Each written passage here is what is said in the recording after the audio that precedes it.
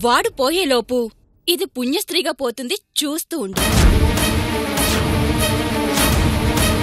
ఆ ఇద్దరూ పోతే ఈ ఇంటికి పట్టిన దరిద్రం ఇంకా వదులుతుందే. బుద్ధి తక్కువ ఎలాంటి పని చేశాం, ఇంకెప్పుడు నిన్ను బాధ పెట్టాం, మమ్మల్ని క్షమించు సావిత్రి అని అడగండి. అయ్యయ్యో, వాళ్ళు నాకు క్షమాపణ చెప్పడం ఏంటండి? అక్కడ జరిగిన గొడవల్లో చేయని నేరాన్ని తన మీద వేసుకుని సత్య జైలుకు వెళ్ళాడు.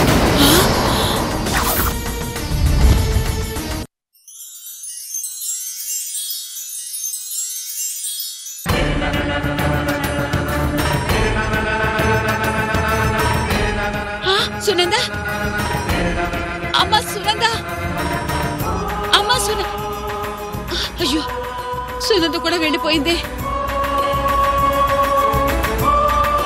తొందరగా చూడు బాబు. అయిపోవచ్చిందమ్మా.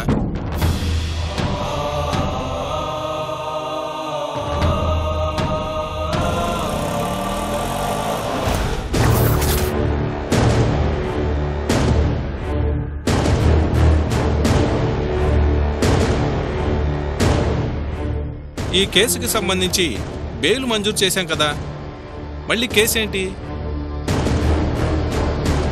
ఆ బెయిల్ మంజూరు చేయటమే ముద్దాయి అవకాశంగా తీసుకుని ఒక ప్రాణం తీశాడు your honour. No your honour. అన్యాయంగా నా క్లయింట్ని నేరస్తుడిగా చిత్రీకరించడానికే ప్రయత్నం చేస్తున్నారు. అతను నేరస్తుడో కాదో రుజువు చేయడానికి, నిందితుడు సత్యని ప్రశ్నించడానికి కోర్టు వారి అనుమతి కోరుతున్నాను your honour. Granted. Thanks your honour. Satya, Satya, సత్య.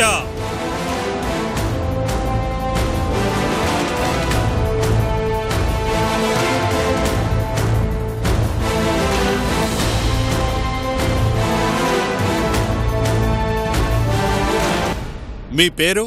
సత్యప్రసాద్. మొన్న రాత్రి మీరు ఎక్కడున్నారు? ఇంట్లో ఉన్నాను. అంటే బయటికి వెళ్ళలేదా? వెళ్ళాను. ఎక్కడికెళ్ళారు? హాస్పిటల్లో ఉన్న పేషెంట్స్ని పలకరించడానికి వెళ్ళాను. Please note this point your honour. హాస్పిటల్కి వెళ్ళి అక్కడేం చేశారు? పేషెంట్స్ని పలకరించాను. ఆ పేషెంట్స్లో చనిపోయిన వ్యక్తి కూడా ఉన్నాడుగా? ఉన్నాడు. That's all your honour.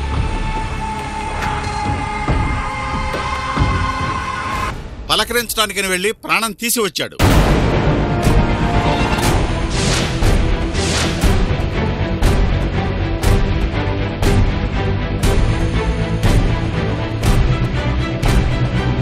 I object your honour. పలకరించడానికి వెళ్తేనే ప్రాణాలు తీసినట్ట? పలకరించడానికని వెళ్ళి ప్రాణం తీశాడు. దానికి సాక్ష్యం హతుని భార్య. ఆమెను విచారించడానికి కోర్టు వారిని అనుమతి కోరుతున్నాను. గ్రాంటెడ్.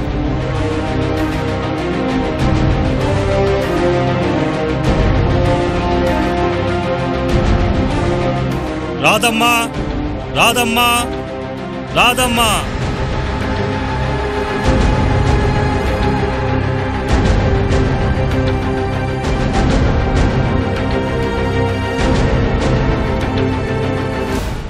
ఏమ్మా, ఎదురుగా నిలబడి ఉన్న ఆ వ్యక్తి మీకు తెలుసా?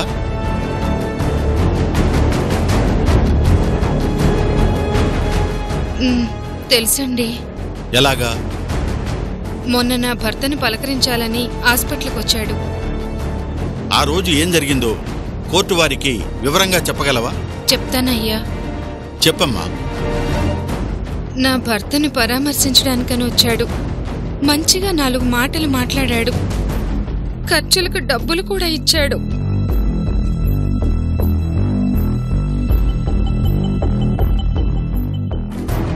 వస్తానమ్మా అని వెళ్ళిపోయాక ఆయనకేమన్నా పళ్ళు తెద్దామని బయటికి పోయి వస్తుంటే మళ్ళీ ఎదురొచ్చాడు.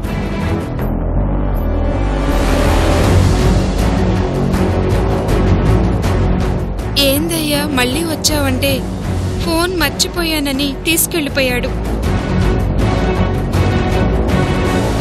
నేను లోపలికి పోయి చూస్తే నా భర్త శవమై పడున్నాడయ్యా.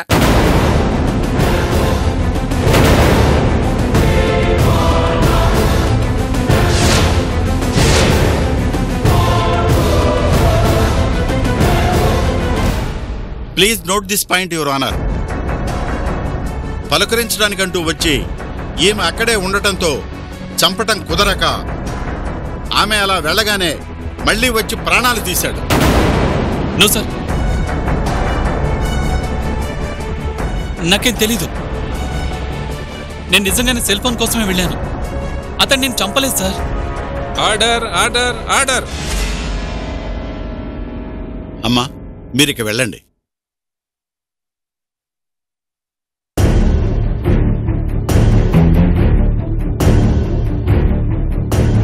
యువర్ ఆనర్, మొదట అన్నదాన కార్యక్రమం పేరిట ప్రాణాలు తీయాలని చూశాడు.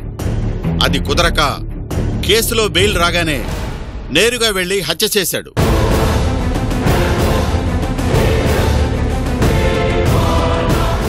No your honour. ప్రాసిక్యూటర్ వారు నేరుగా సంఘటన చూసినట్టు చెప్తూ నా క్లయింట్ని నేరస్తుడిగా రుజువు చేయాలని చూస్తున్నారు. సాక్ష్యాధారాలు ఇంత బలంగా ఉన్నా డిఫెన్స్ వారు ఇంకా అతడు అమాయకుడు అనటం హాస్యాస్పదంగా ఉంది.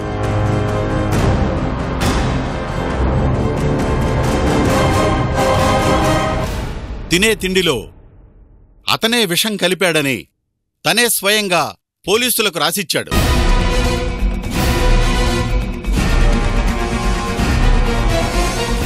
హతుడు దగ్గరకు ఇతను వచ్చాడు. చాటుగా వచ్చి చంపాడన్న భార్య సాక్ష్యం ఉంది.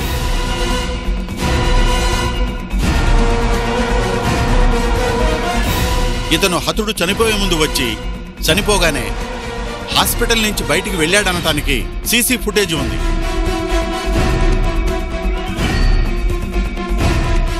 అవన్నీ కోర్టు వారికి సమర్పించడం జరిగింది.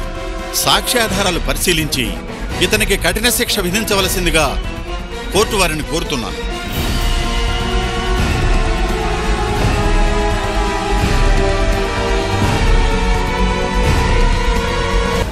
అల్లుడు, వీడవుటే ఇక ఊరే. తీర్పు రానివ్వు మామా.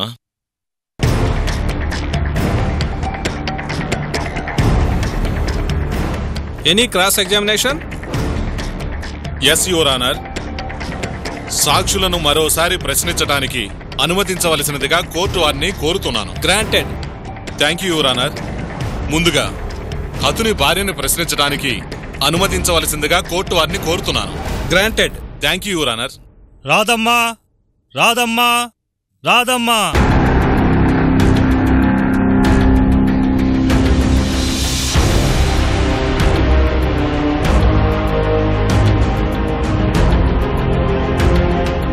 ఏమా, నీ భర్త చనిపోయే ముందు అతను నీతో మాట్లాడినప్పుడు నీకెలా అనిపించింది?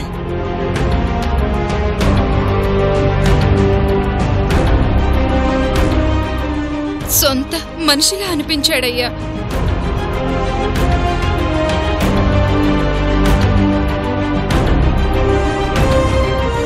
అతని మాటల్లో కానీ ప్రవర్తనలో కానీ నీకెక్కడైనా తేడా కనిపించిందా? లేదండి.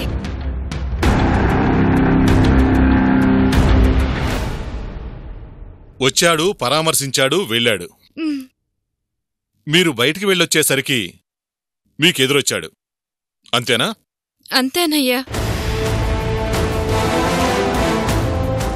మీరు బయట ఎంతసేపు ఉన్నారు?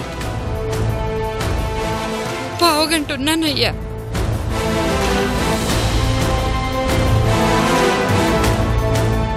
మీ భర్త సమక్షంలో మీరుండగానే అతను బయటికి వెళ్ళిపోయాడు, అవునా?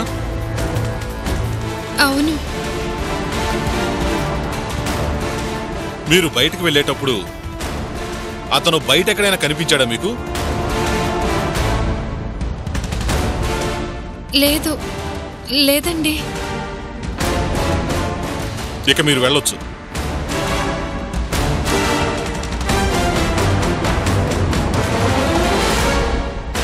యువర్ ఆనర్, నా క్లయింట్ సత్య వాళ్ళని పరామర్శించి బయటికి వెళ్ళాక ఆవిడ బయటికి వెళ్ళింది. ఆమెకు బయటెక్కడా కనిపించలేదు. ఆమె తిరిగొచ్చేసరికి ఫోన్ కోసం తిరిగొస్తున్న నా క్లయింట్ సత్య ఆమెకు ఎదురుపడ్డాడు. సో పావు గంట ఆమె బయటికి వెళ్ళింది. ఆ సమయంలోనే మర్డర్ జరిగింది.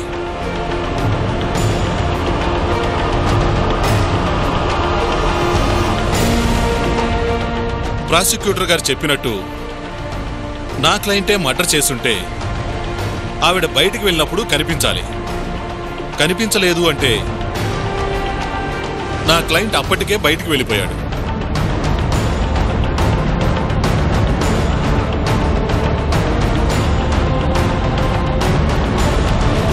ఆమె తిరిగొచ్చేటప్పుడు గదిలోంచి ఎదురొచ్చాడు అంటే గేట్లోంచి లోపలికి వచ్చి ఫోన్ తీసుకోవడానికి 5 నిమిషాలు టైం పడుతుంది.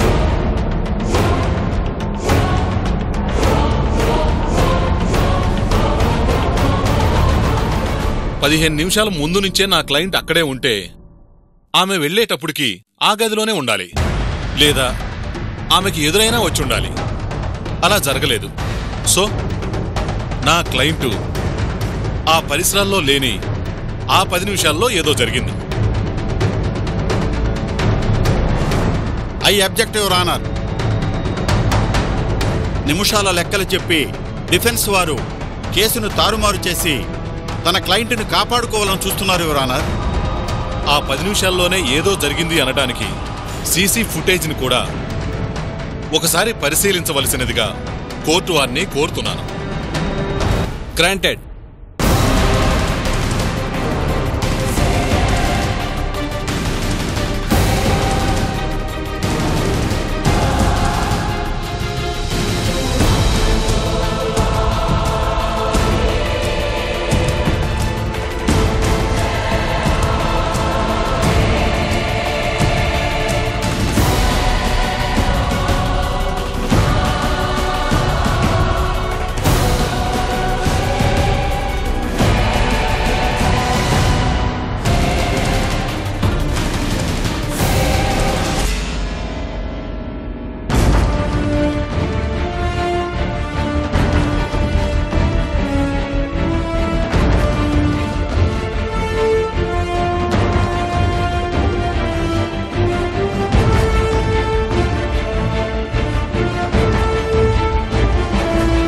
హాస్పిటల్లోకి నా క్లయింట్ వచ్చినప్పుడు టైం 9:52 నిమిషాలయ్యింది.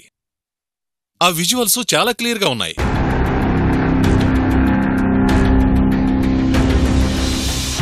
ముందుగా ఓ పేషెంట్ దగ్గర 5 నిమిషాలు మాట్లాడడం జరిగింది. ఆ తర్వాత చనిపోయిన వ్యక్తి దగ్గరికి వెళ్లి 10:04 రావడం జరిగింది. 10:12 వరకు మాట్లాడడం, బయటికి వెళ్లడం జరిగింది. 10:15 మృతుడి భార్య బయటికి వెళ్లడం జరిగింది. తిరిగి ఫోన్ కోసం నా క్లయింటు 10:23 రావడం, ఫోన్ తీసుకుని వెళ్లడం క్లియర్గా విజువల్స్ ఉన్నాయి. సో ఈ మధ్యలోనే 8 నిమిషాల విజువల్స్ డిలీట్ అయ్యాయి.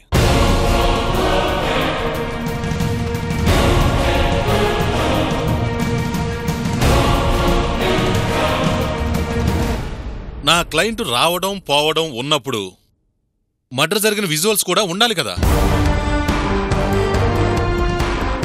ఆ హంతకులెవరో చాలా తెలివిగా ఆ 8 నిమిషాల విజువల్స్ ని సీసీ ఫుటేజ్ నుంచి తొలగించారు.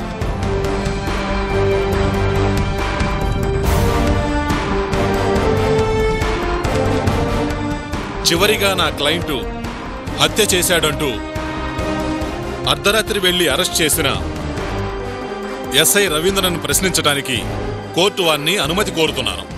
Granted. Thank you sir. Ravindra, Ravindra, Ravindra.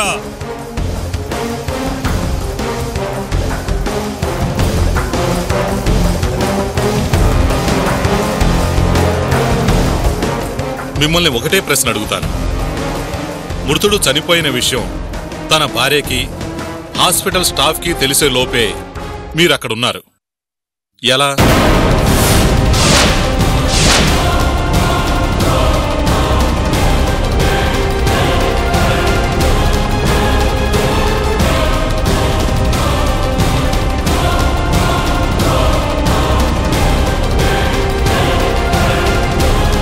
అంటే అది ఫోన్ వచ్చిందండి.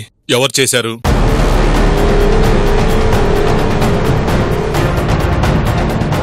ఎవరో ఫోన్ చేసి చెప్పారు. అదే ఎవరు? డాక్టర్కి అప్పుడే తెలిసింది, అతని భార్యకి అప్పుడే తెలిసింది. వాళ్ళ ఆ షాక్లోంచి కోలుకోక ముందే మీరక్కడున్నారు. ఎలా? ఎవరు చేశారు?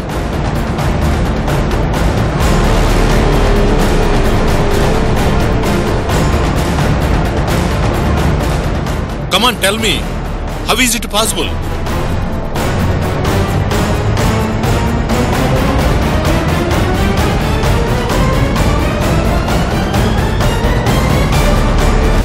Please note this point, Your Honor.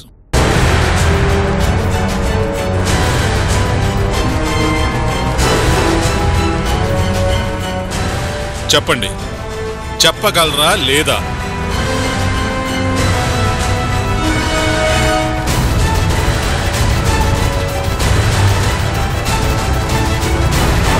ఎవరు చేశారో తెలియదు కానీ ఫోన్ మాత్రం చేశారు సార్.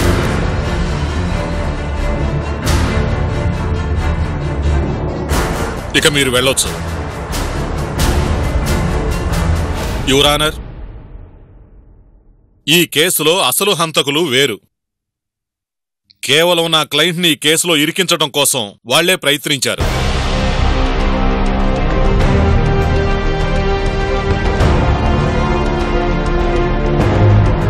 నా క్లయింటే హత్య చేశాడు అనడానికి ఎలాంటి విజువల్ సాక్ష్యం లేదు. పోనీ కల్లారా చూసిన వాళ్ళు లేరు.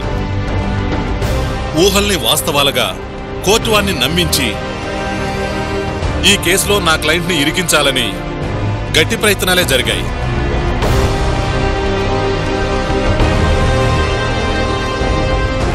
సో సాక్ష్యాధారాలను పరిశీలించి అమాయకుడైన నా క్లయింట్ని విడుదల చేసి అసలు నిందితులకి శిక్ష పడేలా చూడాలని కోర్టు వారిని కోరుతున్నాను.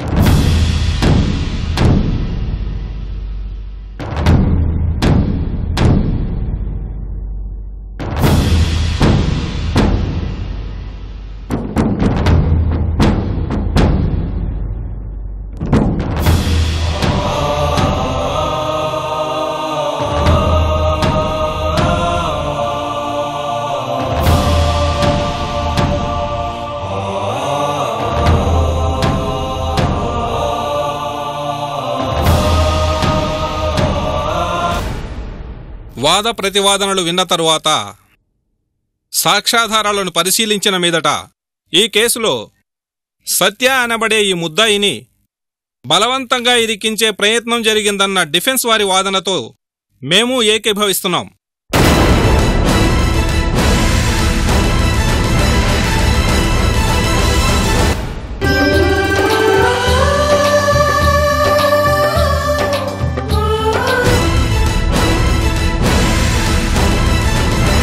కావున ఇతన్ని నిర్దోషిగా విడుదల చేస్తూ ఈ కేసుని మరింతగా పరిశోధించి పక్కా ఆధారాలతో కోర్టులో హంతకుల్ని ప్రవేశపెట్టవలసిందిగా పోలీస్ శాఖను ఆదేశించడమైనది.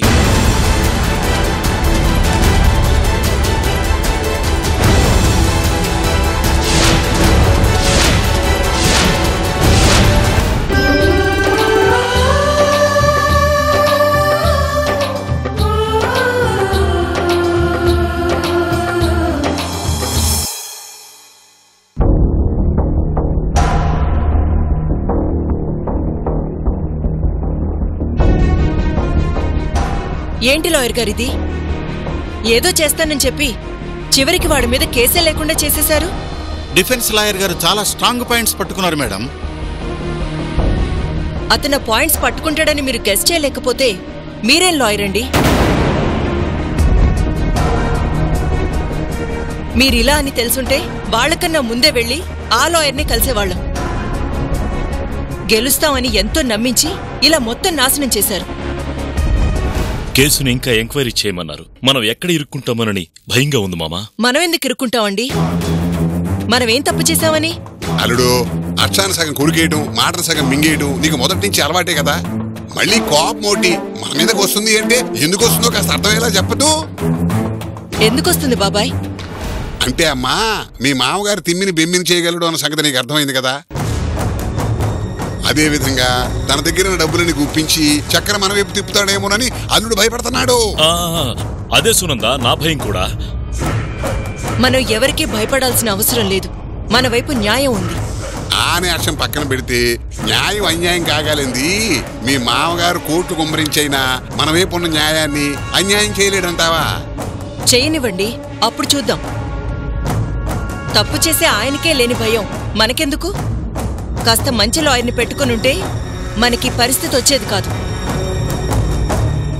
అలా అనుకోలే సునందా. పాపం లాయర్ గారు ఒక రకంగా మనకు సహాయమే చేశారు. ఏంటి సహాయం? వాడిని విడుదల చేయించడమా? వాడు విడుదలైతే విడుదలయ్యాడు. మన లాయర్ గారు మన కూడా బోనెక్కించినట్టయితే ఆ కొత్తగా వచ్చిన లాయరు లెక్కల మాస్టర్ లెక్కలు చెప్పినట్టుగా, తెలుగు మాస్టర్ వ్యాకరణం చెప్పినట్టుగా అర్థమయ్యి అర్థం కాని ప్రశ్నలు వేసి మన కూడా బుక్ చేసేవాడు. అది మాత్రం నిజం సునందా. మా నాన్న ఆ లాయర్కి ఎంత ఇచ్చాడో కానీ ఒక్కరోజులో కేసు తారుమారైపోయింది. మీ నాన్న తలపొగరు దించే రోజు ఒకటొస్తుంది. ఈ రోజు తప్పించుకున్నా ఎక్కడికి పోతారు? పదండి.